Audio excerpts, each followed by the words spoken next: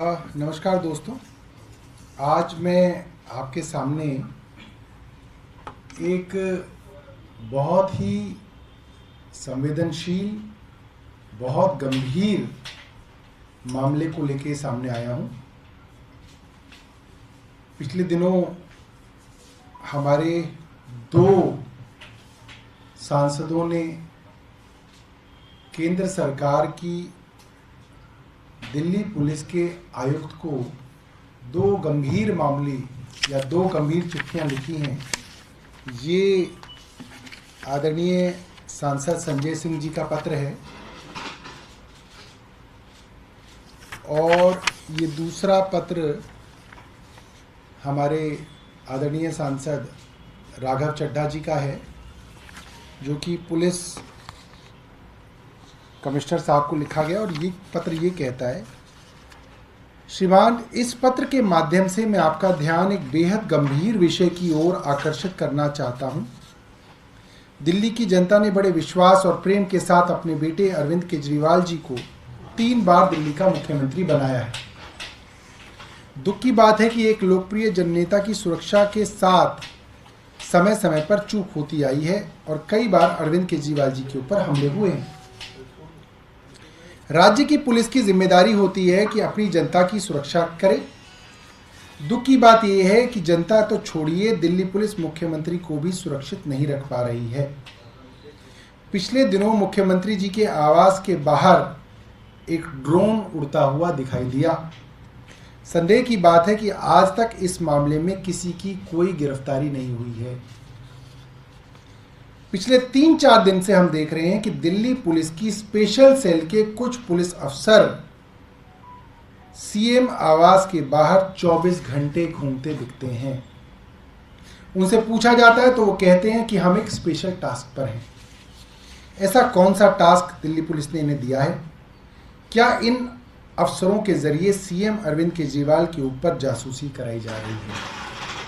हर राज्य की पुलिस अपने मुख्यमंत्री की सुरक्षा सुनिश्चित करने के लिए काम करती है। दिल्ली पुलिस क्यों अपने मुख्यमंत्री की सुरक्षा ना करके जासूसी करा रही है? क्या ये पूरी तरह से गैरकानूनी नहीं है? किस मकसद से श्री अरविंद केजरीवाल जी की जासूसी कराई जा रही है? दिल्ली में लॉ ऑर्डर के हालात बहुत खराब हैं। हर दिन दिल्ली में गंभीर अपराध हो रहे हैं। दिल्ली पुलिस का काम है इन अपराधों को रोके, ना कि एक पार्टी के दबाव में आकर एक मुख्यमंत्री की जासूसी में समय व्यर्थ करे। दिल्ली की जनता बड़ी उम्मीद से आपकी ओर देख रही है। हमें पूरी उम्मीद है कि आप खाकी वर्दी की और दिल्ली की जनता का सम्मान करेंगे। आपसे पूछे गए सवालों का जवाब का इंतजार रहेगा। लिखा गया है, श्री संजय अरोड़ा, कमिश्नर दिल्ली पुलिस को। ठीक ऐसा ही पत्र इसी विषय पे संजय सिंह जी, जो हमारे सांसद हैं, उन्होंने लिखा है। दोस्तों, मामला बहुत गंभीर है। दिल्ली पुलिस का स्पेशल स्टाफ किन कामों के लिए इस्तेमाल होता है? अन्य राज्य पुलिसों का स्पेशल स्टाफ किन कामों के इस्तेमाल के लिए आरोप लगते रहते हैं, ये सब जानते हैं। कई राज्यों के अंदर ये खबर भी आती है कि स्पेशल स्टाफ ऐसे कई अनधिकारित या अनधिकृत काम करता है जो राजनीतिक आकाओं को जरूरत पड़ती है और वो बहुत दूर तक उन कामों को करने के लिए निकल जाते हैं। सादी वर्दी में होते हैं, कई सारे स्किल सेट लेके घूमते हैं, बड़े बड़े गैंग्स से अक्सर कांटेक्ट में रहते हैं, क्योंकि उनका काम होता है उनसे इंटेलिजेंस लेना, उनको इंटेलिजेंस देना, ये सब काम होता है। कई राज्यों की स्पेशल स्टाफ के बारे में कहा जाता है। हमारा ऐतराज स्पेशल स्टाफ के अफसरों से नहीं है, वो अपना काम कर रहे हैं। हमारा ऐतराज केंद्र सरकार से है कि केंद्र सरकार उनसे क्या काम करा रही है। एक चुने हुए मुख्यमंत्री के घर के बाहर स्पेशल स्टाफ के जो अफसर हैं वो 24 घंटे सादी वर्दी में घूम रहे हैं। कौन आ रहा है कौन जा रहा है इस पर नजर रख रहे हैं। लोगों का पीछा किया जा रहा है, उनसे पूछा जा रहा है आप कौन हैं, कहाँ आए हैं, किस काम से आए हैं इत्यादि। दिल्ली के मुख्यमंत्री के ऊपर जासूसी केंद्र सरकार क्यों करा रही है, ये सवाल उठता है। और ये गंभीर इसलिए हो जाता है कि हमारे केंद्र सरकार के साथ जो मतभेद हैं वो जग जाहिर हैं। प्रधानमंत्री मुख्यमंत्री अरविंद केजरीवाल को राजनीतिक तौर पे खत्म करना चाहते हैं, वे आम आदमी पार्टी को निपटाना चाहते हैं। ऐसे में स्पेशल स्टाफ के अफसरों का दिन रात जासूसी करना गंभीर सवाल पैदा कर रहा है। इन सवालों का जवाब हमारे 2 सांसदों ने पूछा। मैं एक प्रेस कॉन्फ्रेंस के माध्यम से ये सवाल पूछना चाहता हूं कि मुख्यमंत्री के ऊपर क्या स्पेशल टास्क है जो केंद्र सरकार ने इन सादी वर्दी वाले स्पेशल स्टाफ को दिया हुआ है। इस सवाल का जवाब अभी तक तो नहीं आया। मैं आशा करता हूं कि केंद्र सरकार और दिल्ली के पुलिस के कमिश्नर इसका जवाब देंगे। दो सवाल आपसे हैं, अगर आप एक सवाल ये, क्या ये जो पुलिसकर्मी आप बता रहे हैं, ये जो ड्रोन वाली घटना हुई है उसके बाद से उनकी सरगर्मियां बढ़ी हैं? और दूसरा, अगर ऐसा है तो हो सकता है कि सुरक्षा के लिहाज से इस तरीके से जो सुरक्षा कर्मी हैं वो तैनात किए गए हों, क्योंकि स्पेशल स्टाफ आप खुद ही कह रहे हैं, तो सुरक्षा के लिहाज से भी कदम उठाया जा सकता है। 2 जवाब हैं इसके। पहला, आप जिसकी सुरक्षा का इंतजाम कर रहे हैं उसे तो बताएंगे कि आपकी सुरक्षा के लिए हमने ये इंतजाम किए हैं, उससे तो नहीं छिपाएंगे, उसको आप बताएंगे। बाकायदा एक वरिष्ठ पुलिस अफसर की ड्यूटी है मुख्यमंत्री की रक्षा करना, उनकी सुरक्षा करना। वो अफसर मुख्यमंत्री जी को ब्रीफ करेगा, बताएगा कि आपकी सुरक्षा के लिए ये इंतजाम हम करना चाहते हैं, क्या आप चाहते हैं? नंबर 2, जितनी सुरक्षा मुख्यमंत्री को चाहिए उससे कई ज्यादा सुरक्षा प्रधानमंत्री जी को चाहिए।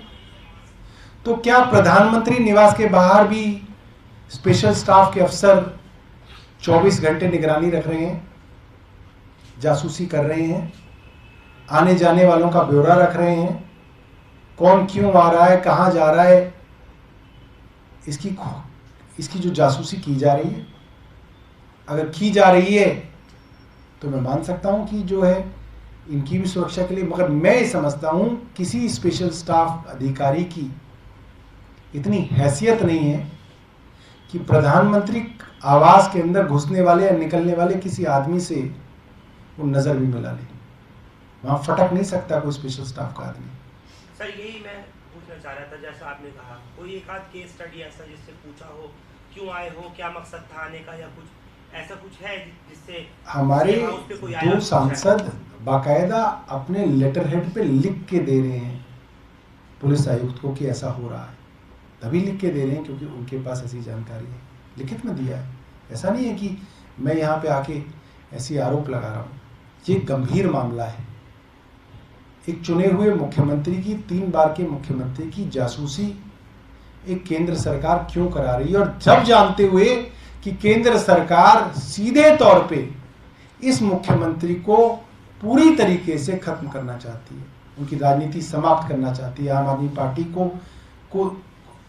उनको उसको देखना भी नहीं पसंद कि आम आदमी पार्टी का कहीं पे दिख भी जाए। तो ऐसे में ये गंभीर सवाल है। और हमारी मुख्यमंत्री जी की, हमारी पार्टी तो मुख्यमंत्री जी से शुरू होती है, उन पे खत्म होती है, हमारे लिए तो बहुत जरूरी है। हमारे नेशनल कन्वीनर हैं, दिल्ली के बेटे हैं, दिल्ली वालों ने 3 बार चुन के उनको मुख्यमंत्री बनाया, कुछ तो होगा उनके अंदर। आज उनके ऊपर जासूसी हो रही है तो बहुत बड़ी बात है। सर, एक लास्ट क्वेश्चन मैं पूछना चाहूँगा। दिल्ली पुलिस ने न्यू दिल्ली डीसीपी ने एक ट्वीट किया है तकरीबन 1:30 बजे। उन्होंने कहा कि कल रात वाला जो इंसिडेंट था जहां आप और हम भी मौजूद थे, कोई पुलिस वाला शराब नहीं पिया हुआ था। मेडिकल एग्जामिनेशन में ये आया है कि नोबडी वाज ड्रंक। और साथ ही उन्होंने एक बात और भी कही है कि 5 पुलिस वाले जो हैं उनको इंजरी हुई है जो रात को जो स्कफल हुआ, और वुमेन पुलिस ऑफिसर जो है वो सफिशिएंट थी। ये 3 बात उनकी ट्वीट में कही गई है, हालांकि आप और हम भी वहां मौजूद। देखिए, इस ट्वीट के अंदर 3 बातें कही गई हैं और 3 झूठ कहे गए हैं। पहला झूठ, पुलिस के ऊपर आरोप है कि उनके एक सिपाही ने हमारी महिला रेसलर्स के साथ बदतमीजी की, बदसलूकी की, जो कि वो नहीं कर सकता था। आरोप पुलिस पर है, जांच भी पुलिस ही करेगी। ये कौन सा कानून है? जांच कौन करेगा? महिला आयोग करेगा। जिनके पास कंप्लेंट पहुंची और महिला आयोग की अध्यक्षा वहां पे स्वाति मालीवाल पहुंची, वो एक वुमेन कमीशन के तौर पे काउंसलर लेके पहुंची कि मुझे ये कंप्लेंट मिली है, मैं यहां आई हूं। पुलिस ने क्या किया? पुलिस ने वुमेन कमीशन की अध्यक्षा को ही उठा के फेंक दिया। सबने देखा वीडियो के अंदर। तो पुलिस ने तो जांच ही नहीं होने दी। पुलिस के ऊपर तो आरोप है। मैं डीसीपी साहब को बता रहा हूं कि थोड़ी किताबें पढ़ ले, कानून की बेसिक लॉ है। आप इंटरेस्टेड पार्टी हैं, आपके ऊपर तो आरोप है। आप कौन होते हैं ये बताने वाले कि वो था नहीं था? और पहलवानों का तो आरोप ही ये था कि इस आदमी को, इस सिपाही को हमने यहां बिठा रखा क्योंकि इसने शराब पी रखी है और इसका मेडिकल यहीं कराएंगे। और पुलिस अगर इस आदमी को ले गई, 2 मिनट का काम होता है। ऐसे ऐसे उंगली डाल के उल्टी कर रहा था वो आदमी। हमारे लोगों ने देखा कि उसको उल्टी कराई पुलिस वालों ने। ठीक है, पानी पियो 3 गिलास, हलक तक डालो 2 उंगलियां और जो है वो पलट दो। उसमें क्या है? और फिर उसको 3-4 घंटे बिठा के रखो, सैंपल लिखवाओ, सैंपल साफ। पुलिस को ये बताना चाहता हूं कि पुलिस 3 कदम चलती है, वकील 6 कदम सोचते हैं। पुलिस ये ना समझे कि सब बेवकूफ है। पुलिस अपनी चोरी बचा रही थी।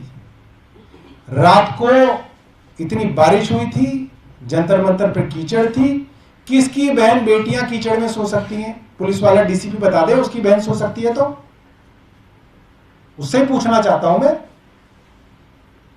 उन्होंने उनको फोल्डिंग बेड तक नहीं ले जाने दिए। शर्म आनी चाहिए उन्हें। हमारे एक एमएलए वहां पे मौजूद थे, उन्होंने पूरा वीडियो लाइव किया है, सबके सामने था। पुलिस वाले को बचाने के लिए वहां पे डीसीपी क्या, एसीपी क्या, मैंने तो सुना स्पेशल सीपी भी वहां पहुंचे थे। और फिर उसको चुपचाप जो है इधर कर दिया। कैसे कर दिया आपने चुपचाप इधर? महिला आयोग वहां था, आप उसको जांच करने देते, आपने उसको जांच नहीं करने दी।